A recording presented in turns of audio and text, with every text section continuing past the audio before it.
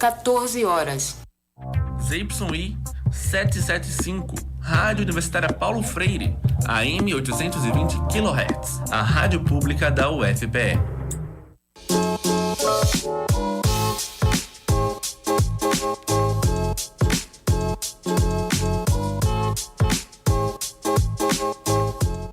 A Rádio Paulo Freire apresenta O que tem para hoje. Olá, você que nos acompanha pelo YouTube e pelo streaming da Rádio Universitária Paulo Freire. Nesta edição do Que Tem Pra Hoje, eu sou Alan José, estudante do curso de Estudos de Mídia, e junto a Alisson Félix, estudante de Rádio, TV e Internet da Universidade Federal de Pernambuco, estou com você em mais um programa. E hoje falaremos de um tema que está sempre em alta quando se trata de futebol. É isso mesmo, vamos falar sobre torcidas organizadas, mas para começar a gente precisa entender o que são e qual o seu papel. A torcida organizada é uma associação de torcedores que se unem para apoiar seus clubes em dia de jogo, com bandeirões, instrumentos e cânticos. Elas são uma parte importante da cultura do futebol brasileiro. Entretanto, devido a alguns episódios recentes de brigas nas ruas, a sociedade passou a vincular o nome dessas torcidas a atos de violências, muitas vezes de forma injusta e reforçando um preconceito com o movimento que nasceu com o propósito de apoiar o time. Mas por que isso acontece? Para entendermos melhor a visão da sociedade de forma mais científica, vamos conversar com Itamar do Nascimento, doutorando em Ciências Sociais da UFPE. Além disso, Itamar pesquisa sobre a sociologia do futebol e possui 2 livros publicados, Música em Chuteiras e Mãos à Copa, Pernambuco. Itamar, seja muito bem-vindo, é um prazer ter você aqui com a gente. Boa tarde a todos os ouvintes, boa tarde a vocês. Primeiro, que é um prazer estar aqui, certo? Enquanto doutorando em Sociologia, enquanto uma pessoa que tem uma trajetória aqui na UFPE, né? Minha graduação, meu mestrado, enfim, tudo aqui nessa instituição. É um prazer também porque essa rádio leva o nome de um grande brasileiro, né? A gente está falando aqui do patrono da nossa educação, Paulo Freire. Acredito que se o projeto político, né, de Paulo Freire, dali radical analfabetismo, tivesse vingado em 64, hoje a gente teria menos problemas no quesito da educação. E eu sempre falo que Paulo Freire, junto com Anísio Teixeira e Darcy Ribeiro, são os grandes pilares quando a gente pensa em educação pública no Brasil. E sim, estou muito feliz de discutir esse tema aqui com vocês, torcidas organizadas, que é um tema polêmico, é um tema difícil de se discutir, não é fácil, é um tema delicado. Mas assim, eu costumo dizer que esses temas delicados é que são interessantes a gente debater, certo? Debatendo com cautela, debatendo com calma, debatendo com ponderação. E como foi falado por vocês, o meu intuito aqui é fazer um debate científico sobre o tema, certo? Então, esse debate científico, ele não é feito de qualquer maneira. A gente sabe que dentro do conhecimento científico, a gente precisa procurar conhecimento. E esse procurar conhecimento, ele se baseia em leitura. Você precisa ler, você precisa procurar informação, certo?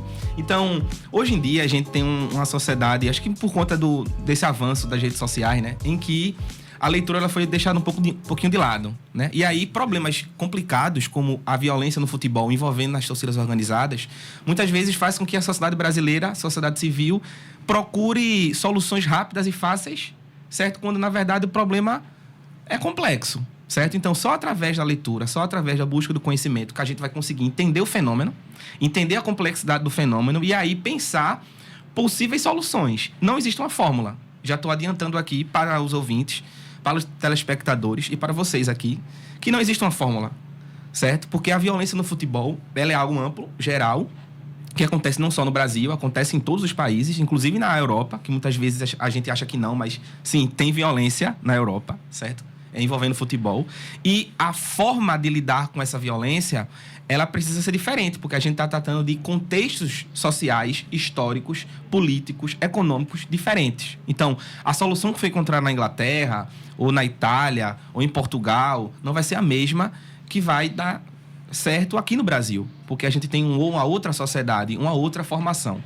E aí, trazendo um pouco para vocês a questão de indicação de livros, que eu acho muito interessante, eu trouxe aqui 3 livrinhos, certo? Envolvendo torcidas organizadas, que são 3 livros que eu considero base para que a gente possa entender o fenômeno. Existe uma literatura muito maior, a gente pode procurar aqui também teses, dissertações, mas eu vou, por aqui, dentro dos limites do tempo também, indicar 3 livros para o ouvinte que está me escutando no momento. Então, o primeiro livro é esse aqui. Ele se chama Torcidas Organizadas de Futebol. ele é do pesquisador Luiz Henrique de Toledo, como vocês podem ver. É um pesquisador excelente, certo? Além desse livro, ele também tem outro muito interessante, que se chama Lógicas do Futebol, certo? Que eu acho que em comunicação com esse livro faz com que você consiga entender muito bem o futebol brasileiro, a lógica do futebol, certo, em si, e também a lógica das torcidas organizadas. Esse trabalho, ele é especificamente sobre a história, a construção das torcidas organizadas em São Paulo, certo? Então seria muito interessante, quem sabe um dia, algum pesquisador que esteja nos ouvindo possa fazer um livro desse tratando das organizadas aqui de Pernambuco, certo?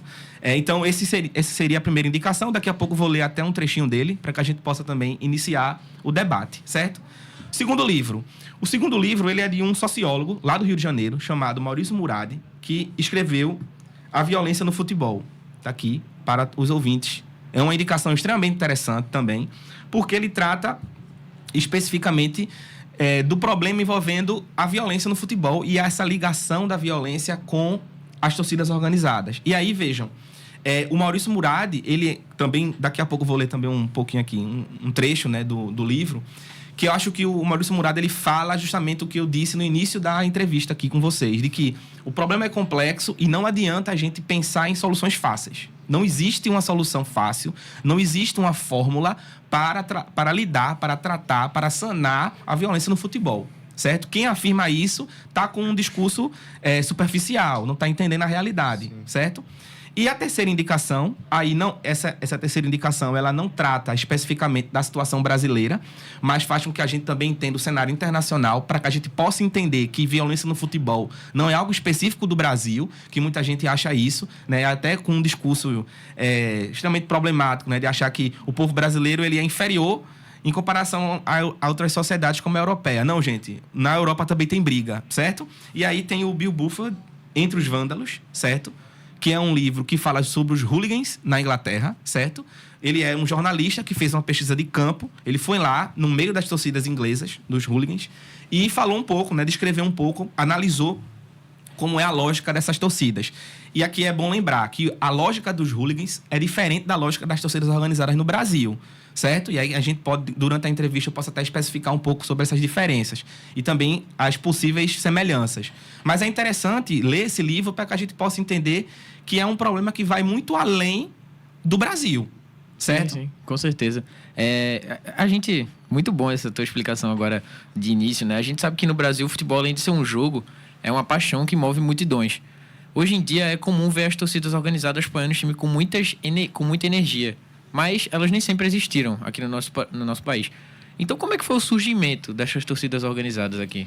Perfeita pergunta. Bom, antes de tudo, antes de eu responder essa pergunta, eu quero tentar dar uma espécie de conceito do que a gente tem de torcida organizada. E aí, nesse momento, eu vou pedir a licença para ler um trecho aqui do livro Torcidas Organizadas de Futebol, do Luiz Henrique de Toledo, certo? Que eu tive o prazer de conhecer pessoalmente em 2018, em São Paulo. Então, vamos lá, vamos tentar primeiro conceituar o que é torcida organizada do ponto de vista científico, já que esse é o plano do debate. E aí, depois eu vou explicar um pouco sobre a história de como elas surgiram, tanto no contexto nacional e também especificamente estadual aqui em Pernambuco. Então, vamos lá.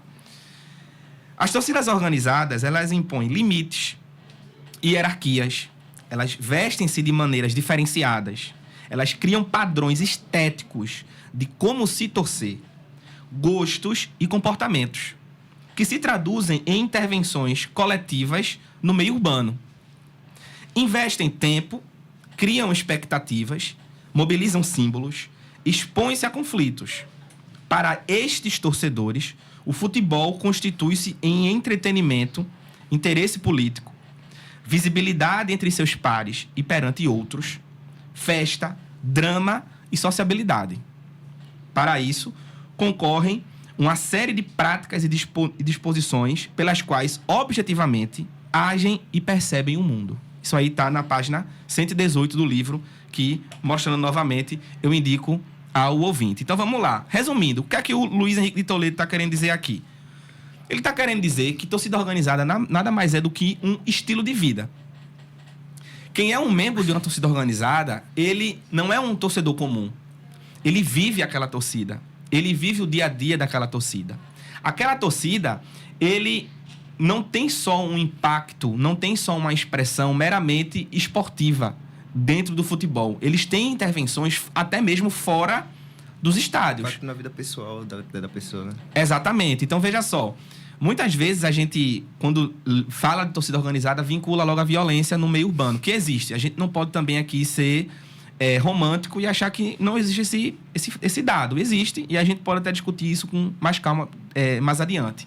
Mas a gente também tem que entender que a torcida organizada, ela também mobiliza essa juventude, muita dela vinculada à periferia, né, brasileira, mobiliza ela de diversas formas. Certo? Não só dentro do campo, mas também uma ação social, né, que eles fazem na rua, certo? A questão desse jovem que muitas vezes ele vem de uma situação precária de vida, a família desestruturada, ele tem um acesso à educação pública precária, um acesso à saúde pública precária, todos aqueles problemas que envolvem a sociedade brasileira, ele encontra naquela torcida uma espécie de identidade social, de dizer eu existo, certo? Então, isso por um lado, certo? Agora vamos tentar discutir um pouco sobre a história rapidinho. Veja, do ponto de vista nacional, as torcidas organizadas elas começam a ser desenvolvidas ali no Rio de Janeiro e São Paulo a partir da década de 70, no final da década de 70, que coincide justamente com o enfraquecimento da ditadura militar no Brasil, certo? A ditadura militar, como vocês sabem, ela acaba em 1985, começa em 1964, acaba em 1985, e no final dos anos 70, as primeiras torcidas organizadas começam a ser fundadas, certo? E, como eu li aqui no texto, essas torcidas organizadas, elas são diferentes dos chamados torcedores comuns. Elas criam uma identidade, elas criam uma estética, elas criam cantos, elas se localizam em determinados espaços da arquibancada, certo? Elas criam alianças entre si. Então, a torcida organizada aqui de Pernambuco, ela tem aliança com torcida organizada do Rio Grande do Sul, do Acre, de Belém e por aí vai, certo? Então, isso por um lado. Em Pernambuco, a gente tem 3 grandes torcidas organizadas, que são as mais conhecidas. Sim. Que é a torcida Jovem Fanáutico, né, que é a pioneira, é a primeira, em 1984. A Fanáutico foi fundada por um grupo de amigos, certo? A gente tem, em segundo, a Inferno Coral, que é de 1992, se não me engano, a Inferno Coral, que foi uma junção de 3 torcidas que tinham, uma delas a Santa Amante, mas eu não vou recordar as outras no momento. Santa Chope e a outra eu não lembro agora. Pronto, então são 3 torcidas que vão juntas formar Inferno Coral, que a gente conhece hoje. Raça Coral, isso.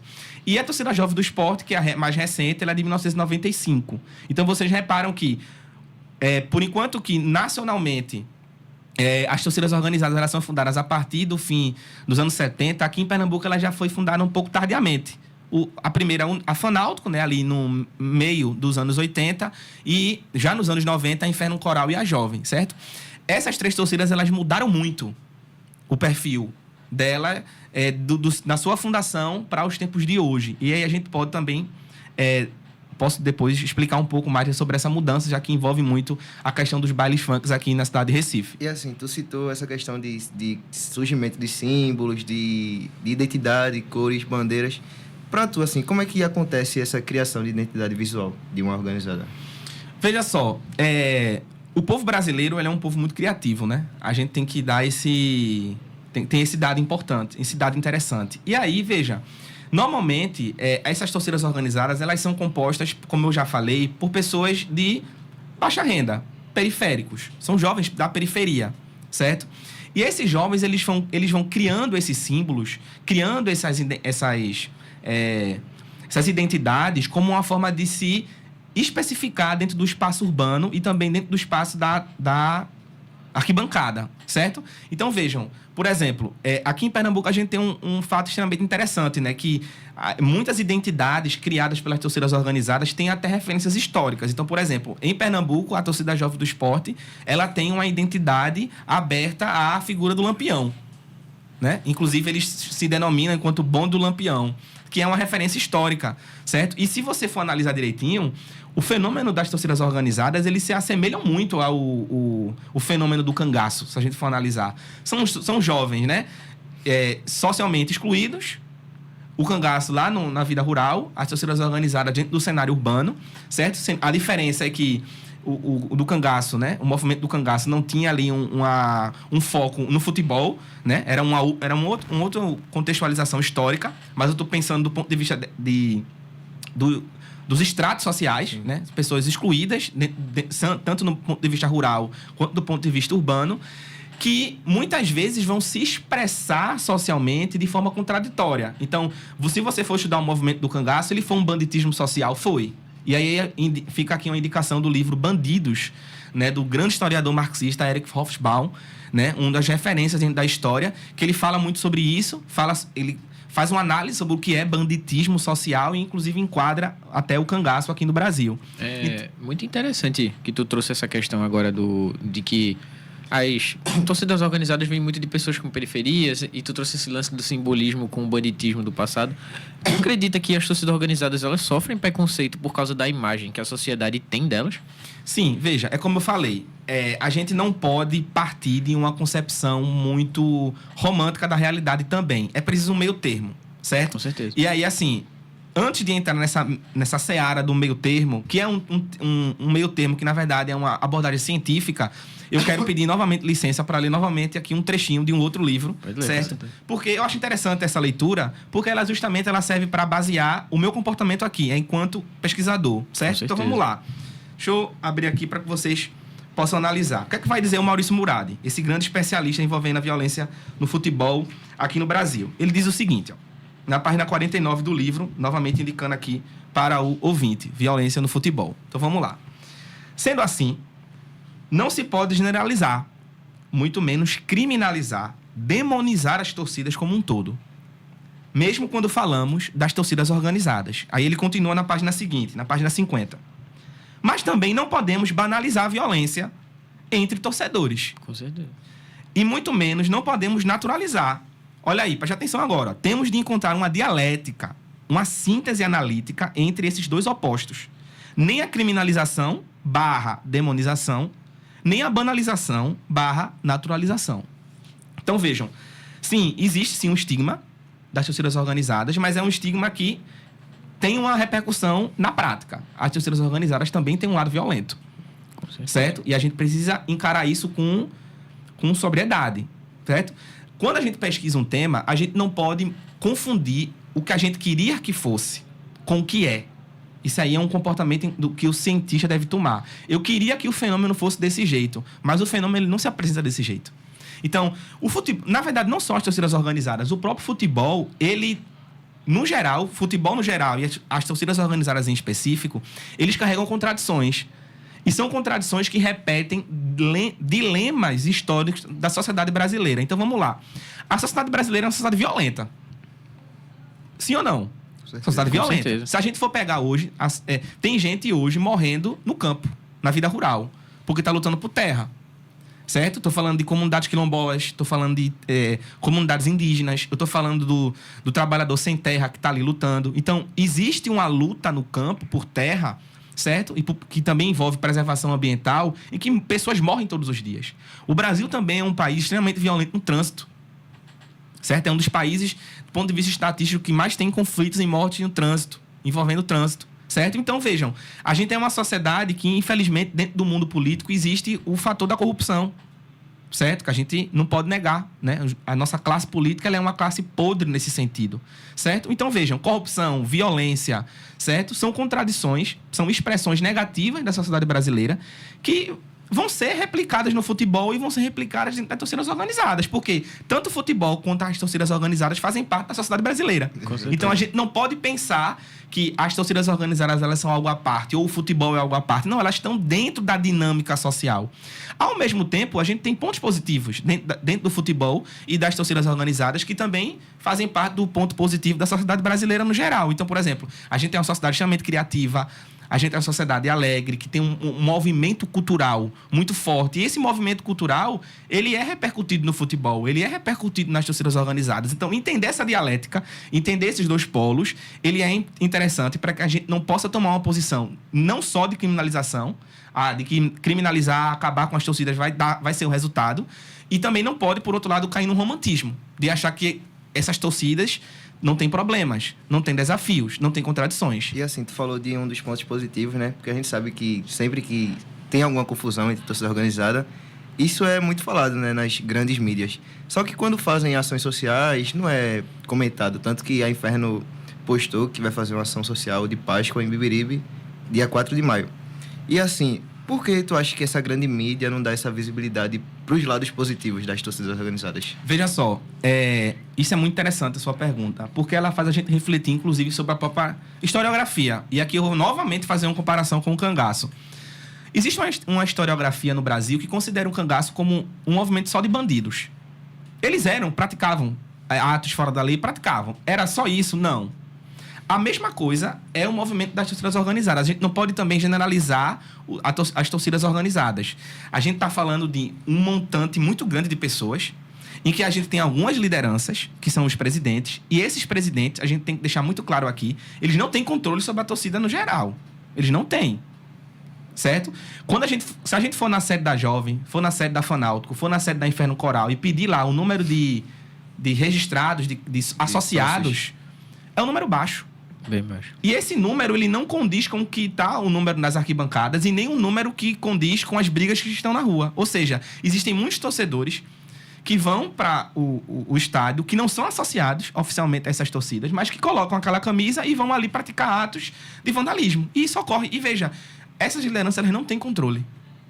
E às vezes as pessoas nem sabem quanto foi o jogo. Exatamente. Nem vão pro jogo. São pessoas que estão ali justamente para se aproveitar da situação, certo? Então, veja, é uma contradição da mídia, né? De que quando tem uma briga é bastante divulgada, e sim, tem que ser divulgada, mas também deveria ser divulgado ações sociais, esse outro lado das torcidas organizadas, que isso é interessante. Então, por exemplo, você falou agora da Inferno Coral, mas agora no domingo eu vou participar de uma ação da Fanáutico no meu bairro, no Curado. O pessoal entrou em contato comigo, né? Eu sou um cara de arquibancada, eu sou um alvirrubro, assim, fanático. Vou para quase todos os jogos do Náutico. E aí o pessoal que me conhece lá do bairro me chamou, olha, pode ajudar, pode contribuir. Eu não sou da Fanáutico, mas eu vou contribuir, vou estar lá, vou estar ajudando no que eu puder. Então, veja, existe esse outro lado também, né? De ações sociais que, infelizmente, não são tão cobertas pela grande mídia do que o lado da violência, que também existe. Certo? Então, assim, entender esses dois polos, entender esses dois lados é interessante para que, como eu falei, a gente não tenha uma visão muito parcial sobre as torcidas organizadas. E entender esses dois polos vai ajudar a gente a pensar em políticas públicas que possam minimizar e reduzir a violência. Sem a gente entender esses dois polos, se a gente for para o lado da romantização extrema ou for para o lado da criminalização extrema, a gente não vai encontrar solução. A gente não vai encontrar solução, vai continuar enxugando gelo, vai achar que a solução do problema é apenas proibir as torcidas de entrarem em campo, como se uma camisa brigasse. Como se um CNPJ brigasse. E fazendo uma reflexão além, muita gente costuma dizer que as torcidas organizadas, elas, do ponto de vista das suas origens, né, elas se distorceram, e a gente pode até discutir um pouco sobre isso, se vocês me permitirem mais na frente.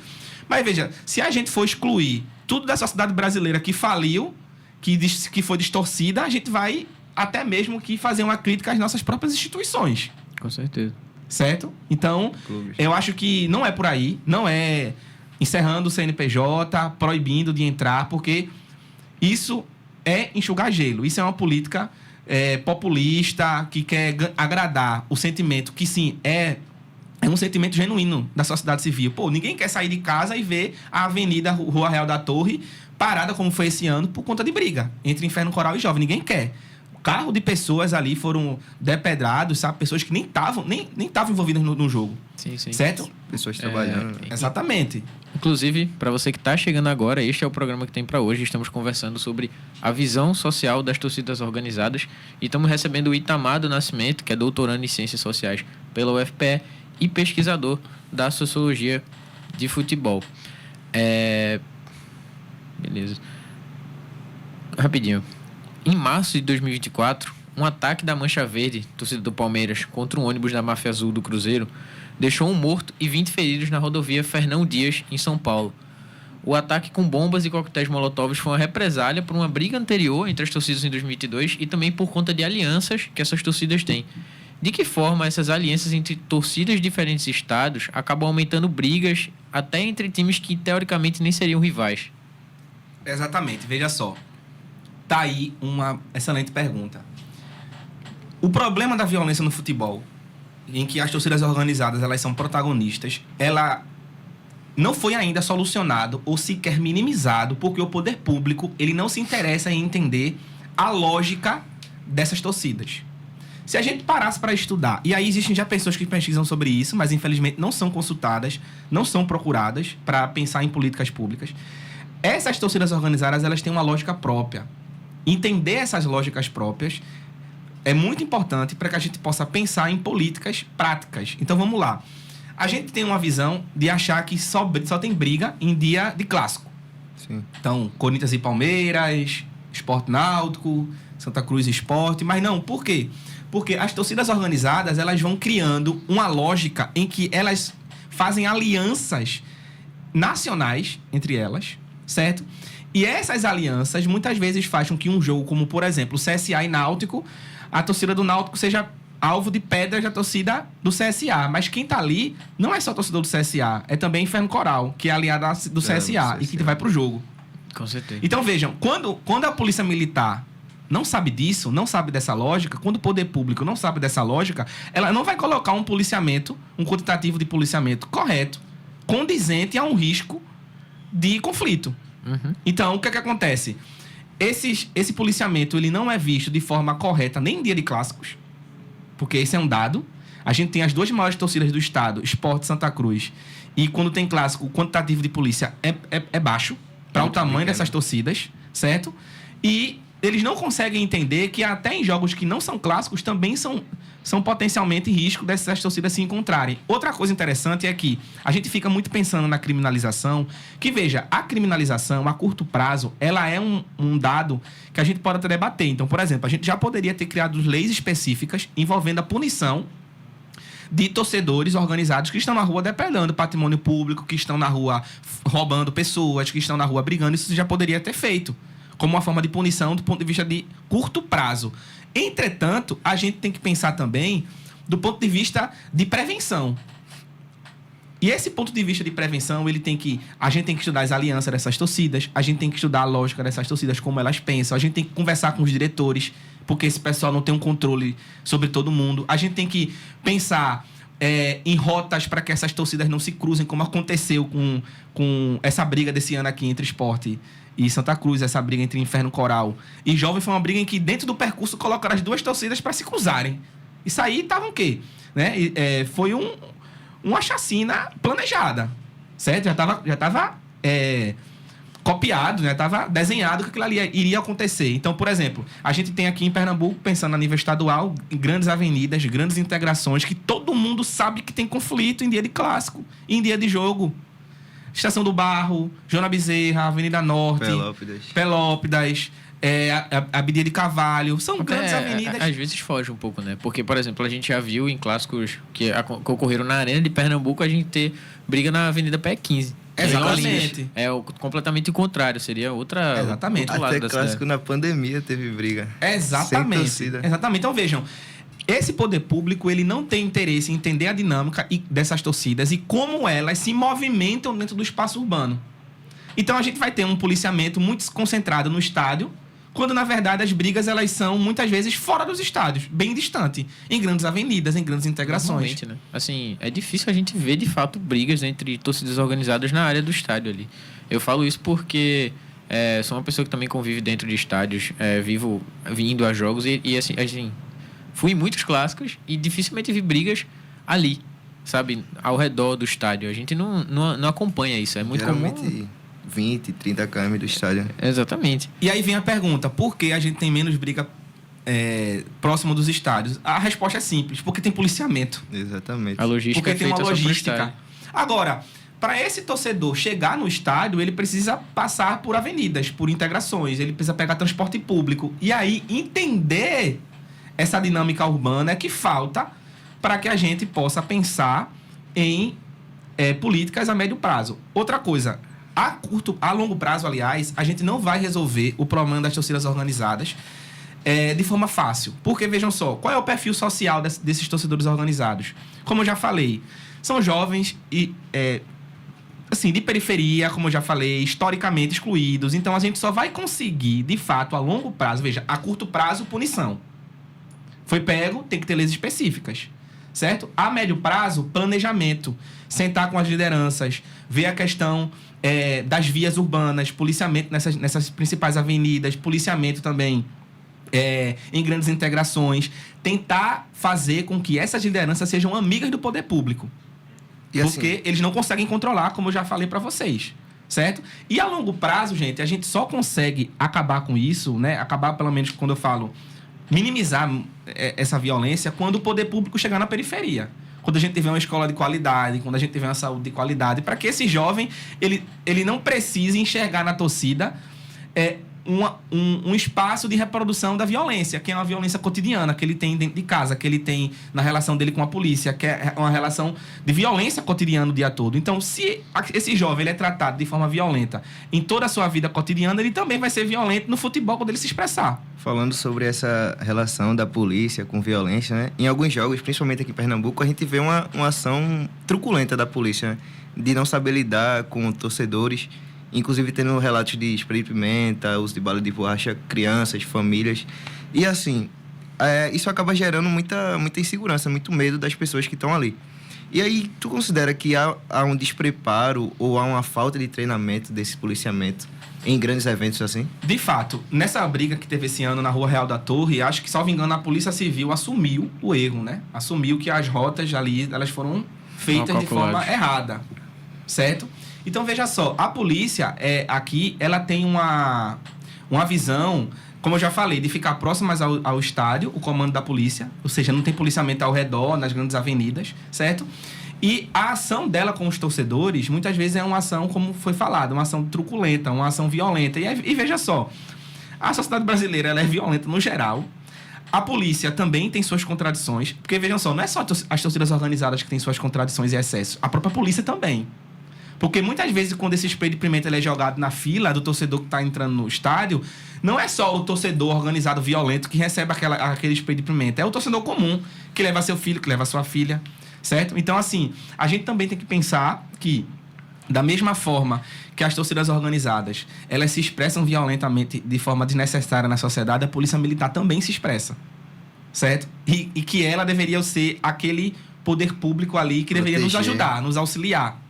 Certo? Então, assim, eu acho que é um problema, como já falei, muito, muito profundo, que a gente tem que pensar o papel dos clubes, a gente tem que pensar o papel da Federação Pernambucana, a gente tem que pensar o papel da Polícia Militar, a gente tem que pensar o papel do governo do Estado e fazer com que essas torcidas elas não sejam consideradas inimigas, porque se a gente for proibir a camisa, não vai adiantar. É interessante que tu trouxe agora essa visão delas não ser proibidas, porque nos últimos anos a gente viu várias medidas de segurança, como torcida única em clássico, proibição de bandeiras, de mastro, restrição de uso de baterias na área das organizadas e até mesmo proibição de rádios de pilha por um tempo, que acabaram limitando essa festa na arquibancada. Até que ponto essas proibições afetam o direito de torcer e a cultura popular dentro dos estádios? Essas medidas elas são extremamente assim, impensáveis. Do rádio mesmo, eu sou torcedor que eu levo o rádio, né, pro estádio, assim, nos aflitos quando eu vou para jogo. Então, assim, pessoal, o que é que um rádio vai afetar na dinâmica de um jogo, sabe? De futebol. Então, assim, é querer tolher, de fato,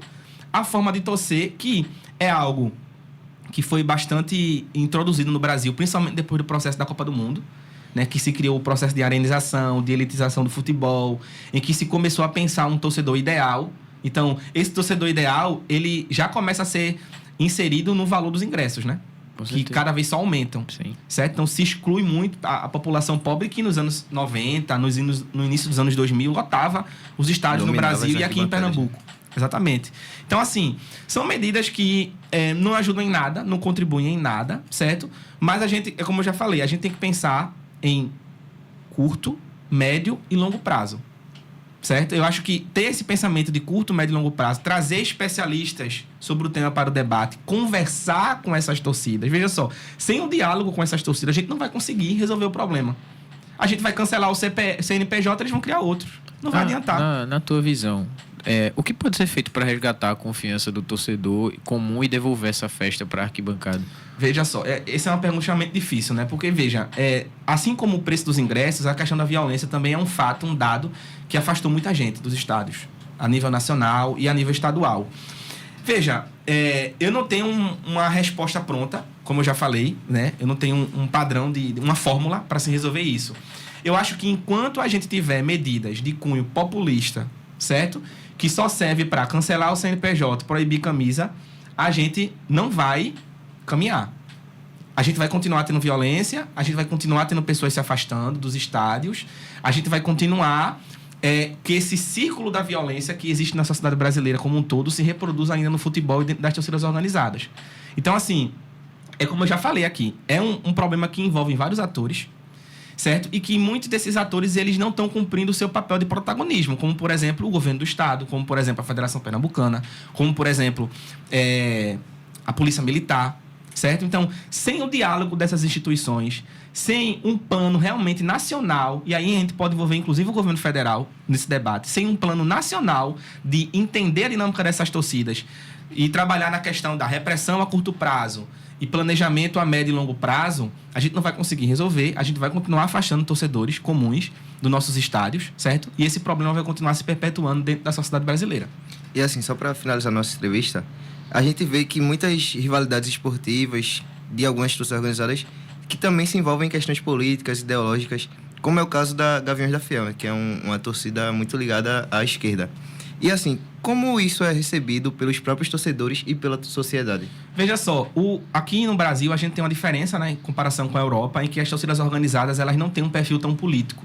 A Gaviões da Fiel, na verdade, ela é uma exceção dentro de uma regra. Então, a Fanáutico, a Jovem, a Inferno Coral, a Bamor, elas não têm um sentido muito político definido. Elas foram criadas dentro mais do âmbito esportivo do que político, certo? Então, isso é um dado. Diferente dos hooligans na Europa, né? Que já tem uma característica mais de ou serem de extrema-direita ou serem vinculados à esquerda, enfim. Mas é muito mais à extrema-direita lá na questão da Europa. Então, assim, tem essa questão dessa formação. A Gaviões, na verdade, ela é uma exceção dentro do cenário nacional, uma boa exceção, né, de uma torcida que se compromete, né, com valores, por exemplo, de democracia, com valores sociais importantes, muito porque esse movimento já existe dentro do próprio clube do Corinthians, né? Figuras como Sócrates e etc. Mas é bom lembrar aqui, a dizer ao ouvinte, que isso não é um fenômeno geral das torcidas organizadas, certo? Então, entre aspas, elas são despolitizadas nesse sentido, no geral. A Gaviões é apenas uma exceção a essa regra, certo? Eu acho que tem até a Força Jovem do Vasco também não tem a mesma força que a Gaviões da Fiel tem nessa questão política. Mas também tem entrado um pouco nessa questão política de esquerda. Acho que tá criando mais exceções do que... Sim. Mas do ponto de vista histórico, essas torcidas elas não foram originalmente criadas com esse sentido político. Então, por exemplo, é mais um sentido recreativo, certo? Com certeza. Bom, a gente já está se despedindo. Mas quero deixar registrado o nosso agradecimento. Foi uma honra ter você aqui com a gente para poder debater sobre esse tema tão importante, né? Certo, eu agradeço o convite, espero aqui vir em futuros programas. E para finalizar, eu quero apresentar aqui meus 2 livros, minhas 2 pesquisas que eu acho interessante para popularizar.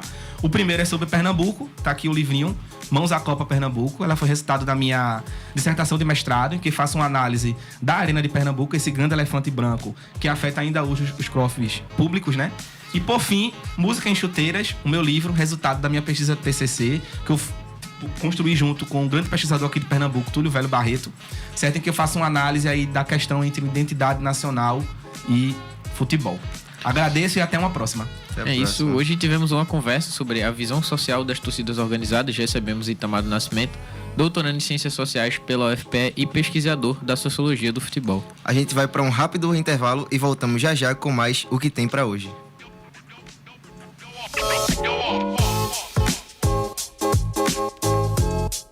ZYI 775, Rádio Universitária Paulo Freire AM 820 kHz, a rádio pública da UFPE. Fala, estudante! Em 2024, muita gente ficou nervosa porque acabou caindo no golpe da carteira de estudante universitária falsa e não sabia o que fazer. Tu foi um desses? Então se liga aqui para saber como não repetir os erros do passado. O primeiro erro é tu fazer tua carteira onde não deve. Olha, as carteiras de estudante são feitas pela UNE, a União Nacional de Estudantes, e ela pode ser feita de forma presencial ou online. Nos dois casos, ela custa R$ 45 e você precisa ter em mãos um comprovante de matrícula, um documento oficial com foto e uma foto 3x4. E não precisa ser impressa, vice. Se tu é de Recife, é só ir na sede da UNE, que fica na Rua da Soledade 243, no bairro da Boa Vista. Mas, se você quer a facilidade de fazer pelo celular e receber em casa em até 7 dias, é só seguir o passo a passo do site www.documentodoestudante.com.br. Vou repetir, hein? www.documentodoestudante.com.br. A carteira de estudante é um direito de qualquer universitário e te garante meia entrada, meia passagem de ônibus e muito mais. Então te liga para fazer ela de forma certinha e sem estresse. Uma ação das rádios universitárias FM e Rádio Paulo Freire, Universidade Federal de Pernambuco. Acompanhe a produção de alunos, professores e parceiros da UFPE. Toda terça às 9 horas tem Pod Ciência e Arte e na sequência Conversa com Flávio Breiner. De segunda a sexta às 10 horas você ouve O que tem pra hoje. Às 11 horas tem Fora da Curva ou Saúde é o Tema. Durante as tardes de segunda a sexta, a partir das 13h30, tem seleção musical temática e logo após O que tem pra hoje. Toda segunda às 14 horas tem Afro Sonora. Toda terça às 13 horas tem Extensão UFPE e Você. Rádio Paulo Freire, a rádio escola da UFPE. Fala, meu povo! Tu conhece o Centro de Referência em Cidadania LGBT+, de Recife? Os centros de referência são unidades públicas que recolhem dados e oferecem apoio de forma especializada para uma população específica. E em Recife, temos um centro que disponibiliza profissionais capacitados para a resolução de questões que afetam os direitos da comunidade LGBT+, atendendo a pessoas que sofreram violência por conta da sexualidade ou identidade de gênero. O espaço oferece assistência psicológica, jurídica e social, por meio de acompanhamento e orientação das vítimas e familiares. Dependendo da gravidade do caso, também é possível encaminhamento para a casa de acolhimento LGBT+. Então se liga, o Centro de Referência em Cidadania LGBT fica na Rua Médicis, número 86, no bairro da Boa Vista. O atendimento acontece das 8 da manhã até as 6 da noite. Ou você pode entrar em contato pelo número 81-3231-1553. Uma ação das rádios Universitária FM e Rádio Paulo Freire, Universidade Federal de Pernambuco. Alô, alô, companheirada! Sexta-feira, às 13 horas, o Fórum de Mulheres de Pernambuco tem um encontro marcado com você aqui na Rádio Paulo Freire. É o programa Feministas Falando para o Mundo. Entrevistas, informes e debates políticos sobre assuntos que atravessam as vidas das mulheres e das pessoas com útero. O programa é um espaço para dialogar sobre temas caros ao movimento feminista brasileiro. Vem com a gente, sexta-feira, às 13 horas, aqui na Rádio Paulo Freire. Rádio Paulo Freire, a rádio que fazemos juntos.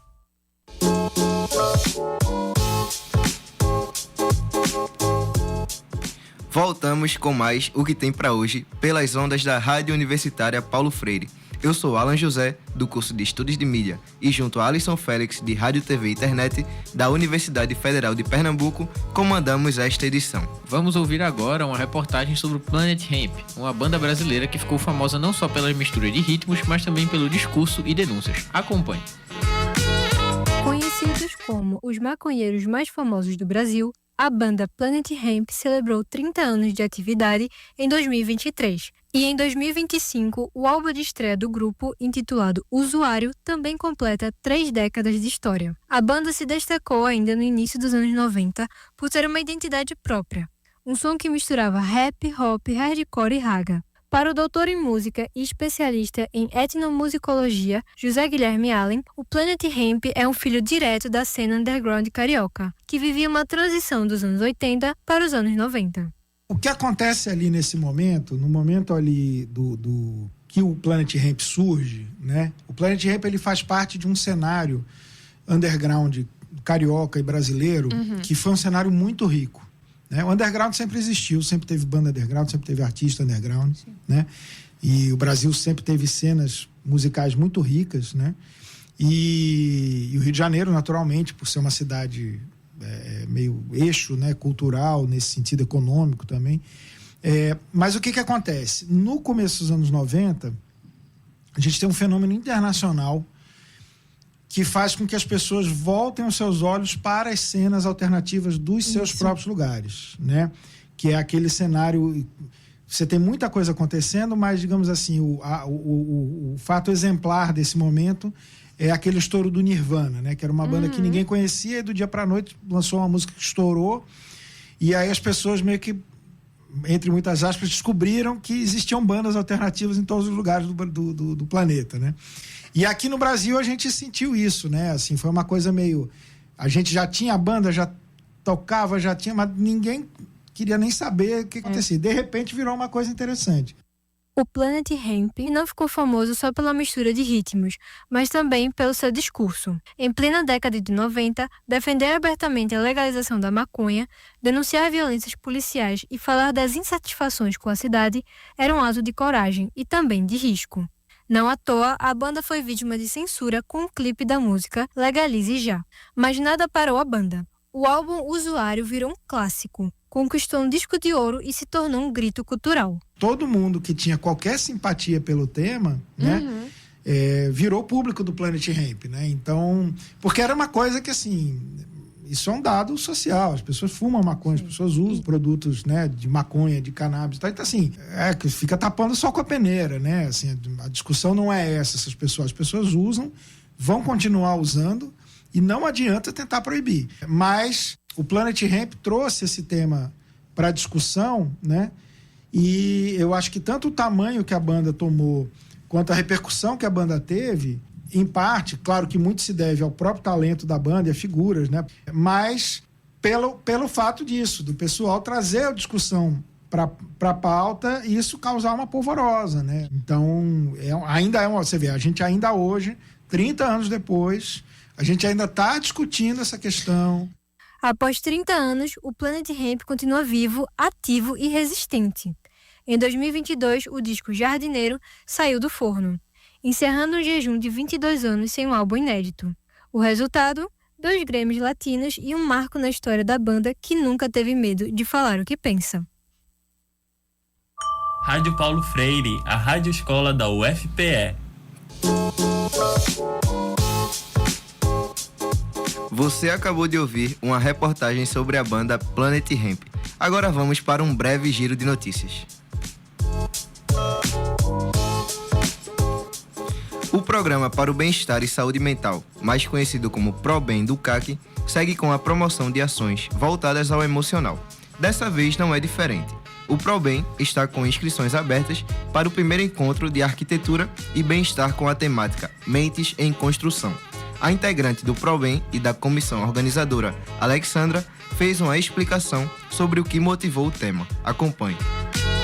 Mentes em Construção é o convite a pensarmos o espaço e o tempo para amadurecer, errar, criar e recomeçar. É sobre entender que construir bem-estar começa na mente, na forma como nos percebemos e nos relacionamos com o mundo.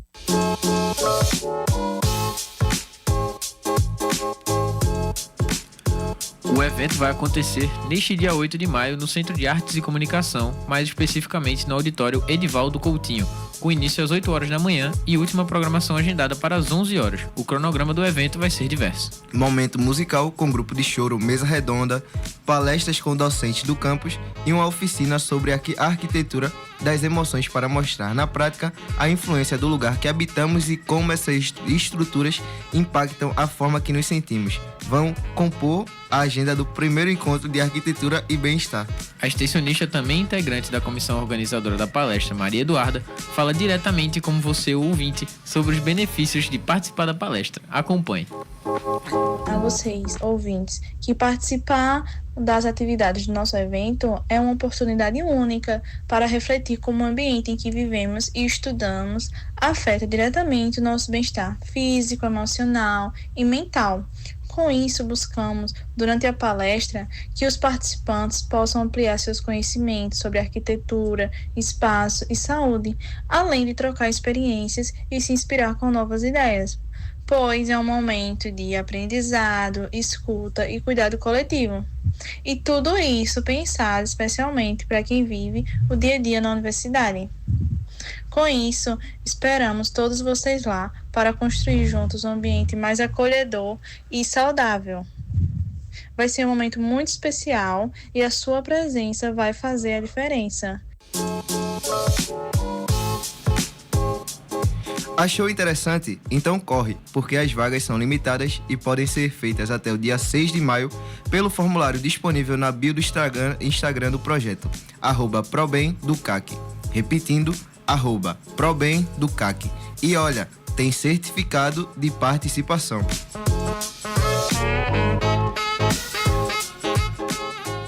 O Tribunal de Justiça de Pernambuco, TJPE, e a Defensoria Pública do Estado, DPE, estão com inscrições abertas para um casamento coletivo gratuito que acontece no dia 11 de junho, às 14 horas, no Ginásio de Esporte Geraldo Magalhães, o Geraldão, na Embiribeira.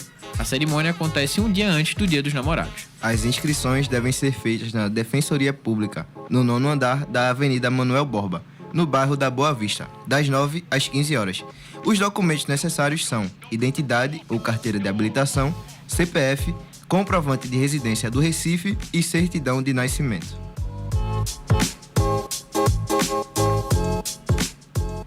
Sabia que com o serviço Defesa Civil Alerta você se mantém mais informado nos dias de chuva? Uma solução que permite o envio de mensagens de texto para os celulares das pessoas que estejam em localidades com risco de desastres naturais, como alagamentos, enxurradas, enchentes, deslizamentos de terras e vendavais, ou causados pelo homem. Para o recebimento dos alertas, o celular deve estar conectado à rede móvel 4G ou 5G. A mensagem aparecerá sobreposta ao conteúdo que esteja acessando no seu celular. A depender da gravidade do alerta, também será emitido um sinal sonoro similar a uma sirene. Para receber os alertas de chuva no seu bairro, é só enviar um SMS com o seu CEP para o número 40199. Repetindo, 40199.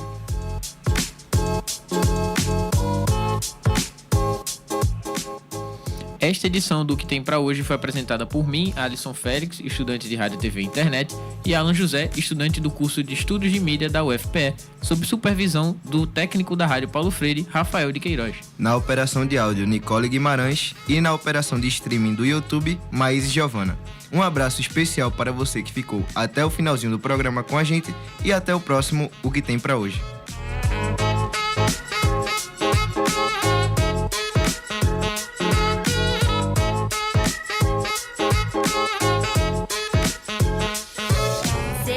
ZYI 77